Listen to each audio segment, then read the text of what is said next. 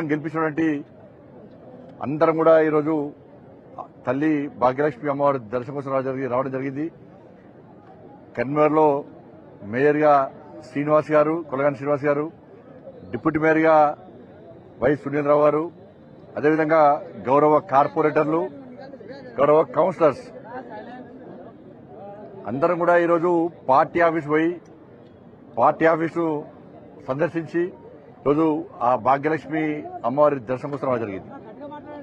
మీ అందరూ తెలుసు భాగ్యలక్ష్మి అమ్మవారి శక్తి ఏందో ఇవాళ తెలంగాణ కాదు మొత్తం దేశమంతా తెలుసు. ఇలా ఒక శక్తివంతమైనటువంటి ప్రాంతం ఇది. ఆ తల్లి శక్తి ఇవాళ దేశమంతా వ్యాపించింది.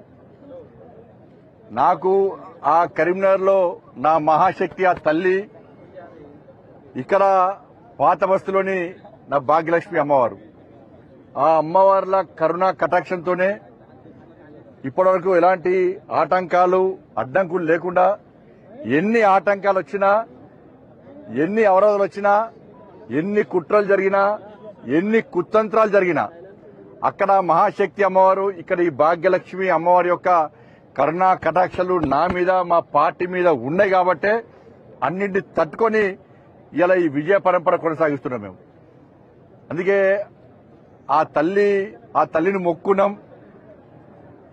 తల్లి మా అభ్యర్థులకు ఆశీర్వాదమి, మా అభ్యర్థులకు దేశము ధర్మము సమాజం అనే ఒక లక్ష్యంతో ఒక ఆలోచనతో సేవ చేయడానికి కమలం పూ గుర్తు మీద నరేంద్ర మోడీ గారి సారథ్యంలో, నితిన్ నబీన్ గారి యొక్క ఆధ్వర్యంలో, ఇక్కడ రామచంద్ర గారి నాయకత్వంలో వాళ్ళు పోటీ చేస్తున్నారు. ఒక మంచి ఆలోచన పోటీ చేస్తున్నారు. ఒక ఆశీర్వాదం ఈ తెల్లని చెప్పి ఆ రోజు మొక్కుకున్నాం.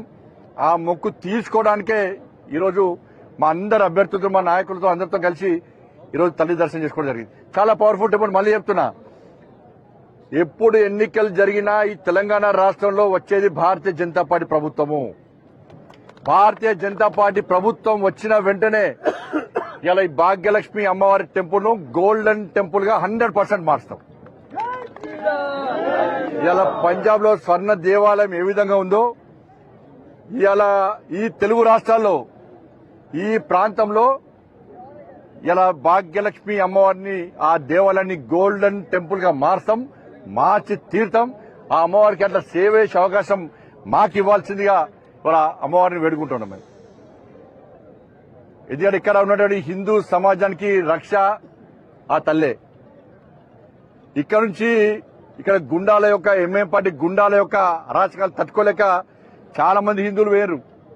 ఇవాళ అందరు హిందువులందరూ కూడా అమ్మవారి ఆశీర్వాదంతో మళ్ళీ వచ్చిన ప్రశాంతంగా జీవిస్తున్నారు. ఇవాళ ఎన్ని అడ్డంకులు వచ్చినా తట్టుకొని పోతున్నారు. ఇవాళ అందుకే నేను భారతీయ జనతా పార్టీ రాష్ట్ర అధ్యక్షుడిగా ఉన్నప్పుడు ఆ తల్లి శక్తి తెలుసుకునే ఇదే ప్రాంతంలో ప్రభుత్వం అడ్డగించినా, పోలీసులు అడ్డుకున్నా, ఎన్ని అవాంతరాలు ఏర్పడ్డా కూడా ఆ తల్లిని మొక్కున్నాం. ఇదే గడ్డ మీద టైము, డేటు, ప్లేస్ చెప్పినాం. దాని ప్రకారం ఇదే గడ్డ మీద ప్రజా సంగ్రామ యాత్ర 2021 ఆగస్టు 28. ఈ రోజు ఆగస్టు 28 అనుకోకుండా కలిసి వచ్చింది. ఈ రోజు ఆగస్టు 28 ఇదే రోజు ఇక్కడ ప్రజా సంగ్రామ యాత్ర ప్రారంభించినాం. 1640 కిలోమీటర్లు నడిచినాం. ఇలా ఇవాళకి 1640 రోజులు ప్రజా సంగ్రామ యాత్ర చేసి అన్ని అనుకోకుండా కలిసి వచ్చినాయి. 1640 కిలోమీటర్లు నడిచినాము. ఈ రోజుకి యాత్ర స్టార్ట్ చేసి 1640 రోజులైంది. కానీ యాత్ర ఏ విధంగా అక్కడి కేసీఆర్ ప్రభుత్వం ఏ విధంగా అరాచకంగా అడ్డుకున్నదో, ఏ విధంగా దాడులు చేసిందో అన్నిటిని తట్టుకొని మా లక్ష్యం మోడీ రాజ్యం రావాలి, తెలంగాణ రాష్ట్రంలో రామరాజ్యాన్ని రావాలి అని చెప్పి ఒక లక్ష్యంతో ఇవాళ ప్రజా సంగ్రామ యాత్రను ఏ విధంగా దిగ్విజయవంతం చేస్తామో దానికి అంతటి కారణం ఆ తల్లిదయ. ఈరోజు మాదే అడ్డా అనుకున్నటువంటి ఎంఐఎం పార్టీ మెడలు వంచి ఎంఐఎం పార్టీ మా యాత్రను అడ్డుకుంటా అని చెప్పినప్పుడు కూడా ఇలా నీ అడ్డ కాదురా ఇది మా అడ్డ అని చెప్పి ఈడ వేదిక పెట్టి జై శ్రీరామ్ భారత్ మాతకి జై అని గాండ్రిస్తూ గర్జించిన కార్యకర్తలు, నా దమ్మున్న భారతీయ జనతా పార్టీ కార్యకర్తల విషయాన్ని 2021 ఆగస్టు 28 రోజు స్పష్టం చేసినాం. ఎవరితోనేం కాలే. ఆ రోజు ఎంఎం పార్టీతో కుమ్మకే బీఆర్ఎస్ పార్టీ అడ్డుకునే ప్రయత్నం చేసింది. ఈ రోజు తెలంగాణ రాష్ట్రంలో అవే పరిస్థితులు. కాంగ్రెస్ పార్టీ ప్రభుత్వం వచ్చిన తర్వాత 27 నెలల్లో ఈ తెలంగాణ రాష్ట్రంలో హిందువుల పరిస్థితి ఏ విధంగా ఉందో ఒక్కసారి హిందూ సమాజం ఆలోచించుకోవాలి. జిహెచ్ఎంసీ ఎన్నికల్లో భారతీయ జనతా పార్టీ అభ్యర్థులు 48 మందిని గెలిపించారు కాబట్టే ఇవాళ అడుగడుగునా మా కార్పొరేటర్లు హిందూ సమాజానికి ఏ ఆపోజిషన్ అడ్డుకున్నారు ఇవాళ. కానీ ఈ రోజు ఏం జరుగుతుందో ఒకసారి హిందూ సమాజం ఆలోచించాలి. ఇవాళ కాంగ్రెస్ పార్టీ ఎంఐఎం పార్టీ కుట్రలు సిగ్గుండాలే. కాంగ్రెస్ పార్టీలకు బీఆర్ఎస్ పార్టీలకు సిగ్గుండాలే. ఎవడు ఏ ప్రభుత్వం వచ్చినా బీఆర్ఎస్ వచ్చినా కాంగ్రెస్ వచ్చినా మా బూట్లు నాకాలే, మా కాళ్ళ కింద వాడు బతకాలే అని చెప్పి ఎంఐఎం పార్టీ వార్నింగ్ ఇచ్చినా కూడా సిగ్గు లేకుండా ఇలా కాంగ్రెస్ బీఆర్ఎస్ వాళ్ళు ఎంఐఎం పార్టీని బూట్లు నాకు ఇలా బతుకు మీ బతికెందుకో నాకు అర్థం కాదు. ఇప్పటికి మీరు బతికేనా నేను అంటుండే వాళ్ళ కాంగ్రెస్ పార్టీలో బీఆర్ఎస్ పార్టీలో ఉన్న హిందూ నాయకులారా, హిందూ కార్యకర్తలారా, నేను రెచ్చగొడతానని వాస్తవాలు చెప్తున్నాను. నేను మీ లోపల హిందూ రక్తం ప్రవహిస్తే, మీరు నిజంగా హిందువులైతే, మీలో పౌరుషం ఉంటే ఆ పార్టీని ఇష్టపడండి. కాషాయం జెండా పట్టుకొని ఇలా భాగ్యలక్ష్మి అమ్మవారి టెంపుల్ సాక్షిగా జై శ్రీరామాన్ని గడ్డించండి. ధర్మం కోసం, దేశం కోసం, సమాజం కోసం పనిచేసేటువంటి ఒక సంకల్పం తీసుకొని రావాల్సిందిగా నేను 2 పార్టీల కార్యకర్తలకు అప్పీల్ చేస్తున్నాను.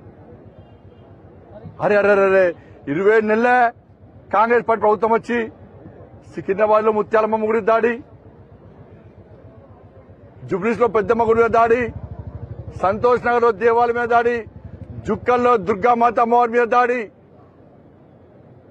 శంషాబాద్ లో దేవాలయాల విధ్వంసం, పాత బస్తులు విధ్వంసం, రాత్రికి రాత్రి నిన్న రాత్రి చాయంద్రానగుట్టలో పురాతన టెంపుల్, పవర్ఫుల్ టెంపుల్ అయినటువంటి నా ఆంజనేయ స్వామి మీద దాడి చేశారు. బాన్స్వాడలో దాడులు.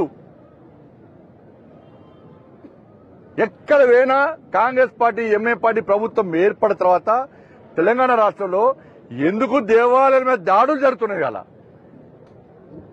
మెజార్టీ ప్రజలైన హిందువులు ఎలా మా దేవాలయాన్ని రక్షించండి అని బిచ్చమెత్తుకునే పరిస్థితి ఈ తెలంగాణ రాష్ట్రంలో వస్తే హిందూ సమాజాన్ని కాపాడే వాళ్ళు ఎవరో ఒకసారి హిందూ సమాజం ఆలోచించాలి. ఇష్టపడదామాకి ఏమి ఇబ్బంది లేదు, భారతీయ జనతా పార్టీకి ఏమి ఇబ్బంది లేదు, మేము అన్ని మతాల సమానం కూడా అంటున్నాం. మీరు మాట్లాడకండి. మీ కోట్లయం జిహెచ్ఎంసీలో హిందుత్వం ఏదైనా పోని, దేవాలయాల విధ్వంసం గాని, గోహత్య జరగని, లహు జిహాదీ పేరుతోని హిందూ అమ్మాయిలను మోసం చేయని, హిందూ అమ్మాయిలను డ్రగ్స్ ఇవ్వండి, గంజాలు ఇవ్వండి, నాశనం గాని మీరు పట్టించుకోకండి. మాకు ఎప్పటి మేము పట్టించుకోము. మేము ఇలా మా ఆవేశం కాదు, ఇది భారతీయ జనతా పార్టీ ఒక ఆవేదన. మా కసితో ఉన్నారు. ఇవాళ హిందూ ధర్మాన్ని, హిందూ సమాజాన్ని కాపాడుకోసం నా కార్యకర్తలు, భారతీయ జనతా పార్టీ కార్యకర్తలు ఇవాళ రామచంద్ర గారి నేతృత్వం కసితో ఉన్నాం. మేము సంకల్పం తీసుకోండి. మేము ఉన్నాం. హిందూ సమాజాన్ని జాగృతం కావాలి. హిందూ సమాజాన్ని జాగృతం కాకుంటే బిచ్చ బతుకులు చేయమని రాసి పెట్టుకోండి. నేను ఇప్పుడు ఎన్నికల్లో ఎలక్షన్స్ లో ఇప్పుడు రంజాన్ కు ఎగ్జామ్షన్ ఇస్తారు, ఇబ్బందులు చేయొచ్చు. కానీ హనుమాన్ దీక్ష తీసుకుంటే స్కూళ్ళకి రానియరు, అయ్యప్ప దీక్ష తీసుకుంటే పోలీసులను డ్యూటీ అయినారు, భవానీ దీక్ష తీసుకుంటే టైం ఇవ్వరు, పూజ చేసుకునే టైం ఇవ్వరు. వరంగల్ హనుమాన్ చాలీసా వాడితే బయటికి వెళ్ళబడుతున్నారు.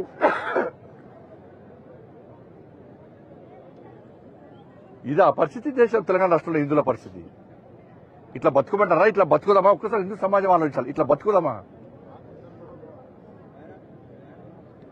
80% ఉన్న హిందువుల గురించి ఏ పాట ఆలోచిస్తుంది ఒకసారి ఆలోచించండి. వాళ్ళ మేము మాట్లాడితే మతత్వం తోమంటున్నారు.